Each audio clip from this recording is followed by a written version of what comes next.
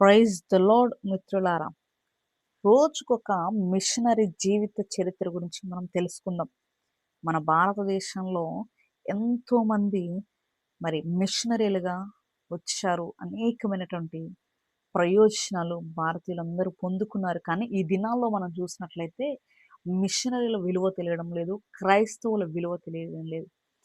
మనము మన దగ్గరికి వచ్చినటువంటి మిషనరీస్‌ని, క్రైస్తవ మిషనరీస్‌ని మనం తెలుసుకుందాం. రోజుకొక మిషనరీ యొక్క జీవిత చరిత్రను మనం విందాం. ఈ మిషనరీ గారి పేరు జోహన్ ఫిలిప్ ఫ్యాబ్రిసియస్. యెస్. జననం ఆయన పుట్టిన తేదీ 22వ తారీఖు 1వ నెల 1711. మరణం 23వ తారీఖు 1వ నెల 1791. స్వస్థలం ఫ్రాంక్ఫర్ట్. దేశం జర్మనీ. దర్శన స్థలము భారతదేశం. చూడండి మిత్రులా, ఆయన దేశమేమో జర్మనీ, కానీ ఆయనకు వచ్చినటువంటి పిలుపు దర్శనం వచ్చేసి భారతదేశం. జర్మనీ దేశానికి చెందిన జోహన్ ఫిలిప్ ఫ్యాబ్రిసియస్ మిషనరీగా భారతదేశంలో సేవ చేశారు. అతను గీసెన్ విశ్వవిద్యాలయం నుండి న్యాయశాస్త్రములో మరియు హాలీ విశ్వవిద్యాలయం నుండి వేదాంత శాస్త్రంలో పట్టభద్రులయ్యారు. 1739వ సంవత్సరంలో దేవుని సేవ చేయుటకు కొపెన్ హగన్లో అర్హత పొందిన పిమ్మట అతను భారతదేశంలోని ట్రాంక్యుబార్ మిషన్ కొరకు నియమించబడ్డారు. కాగా 1740వ సంవత్సరంలో ట్రాంక్యుబార్ చేరుకున్న అతను అతి త్వరలోనే తమిళ భాషపై పట్టు సాధించారు. తరువాత అతను మద్రాసుకు వెళ్ళి అక్కడ వెపెరిలోని ఒక చిన్న తమిళ లూథరన్ సంఘమును నడిపించుటకు బాధ్యతలు చేపట్టారు. అతని సేవలో 30 సంవత్సరాలు ఆ సంఘం అభివృద్ధి చెందగా ఎంతో మంది క్రీస్తు యుద్ధకు నడిపింపబడి సంఘంలో చేర్చబడ్డారు. జీగెన్ బాగ్ మరియు షల్జ్ అను వారిచే పూర్తి చేయబడని పాత క్రొత్త నిబంధనల యొక్క తమిళ అనువాదాన్ని సంపూర్తి చేయుటకు ఫ్యాబ్రిసియస్ శ్రద్ధ చూపారు. సామాన్య ప్రజలు సులభముగా అర్థం చేసుకొనులాగున అప్పుడు అందుబాటులో ఉన్న అనువాదములను సవరించటం ఆవశ్యకమని అతను భావించారు. కాగా అతను ముత్తు అనే తన స్నేహితుని సహాయంతో క్రొత్త నిబంధనను సవరించే పనిని చేపట్టారు.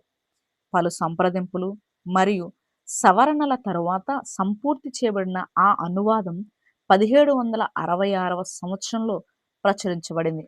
అతను పాత నిబంధనను కూడా అనువదించడం ప్రారంభించినప్పటికీ 1756వ సంవత్సరంలో కేవలం కీర్తన గ్రంథాన్ని మాత్రమే ప్రచురించగలిగారు.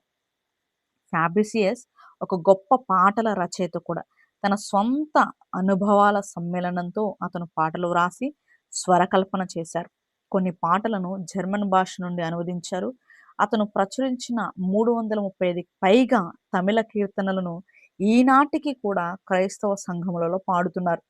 అంతేకాకుండా 1779వ సంవత్సరంలో అతను మొదటి తమిళ ఆంగ్ల నిఘంటువును కూడా ప్రచురించారు. ఫ్యాబ్రిసియస్ యొక్క సేవలో శ్రమలు లేకుండా లేవు. నిరంతరం రాజకీయ పరంగా అశాంతి నెలకొన్న క్లిష్టమైన పరిస్థితులలో అతను పరిచర్యను మరియు అనువాద కార్యకలాపాలను కొనసాగించారు. 1758వ సంవత్సరంలో ఫ్రెంచ్ వారు కోరమాండలపై దండెత్తినప్పుడు అతను నివసిస్తున్న ఇల్లు ధ్వంసం చేయబడగా మద్రాస్ మరియు కడలూరు ప్రాంతాల మధ్య తరచూ అతను ప్రయాణించవలసి వచ్చింది.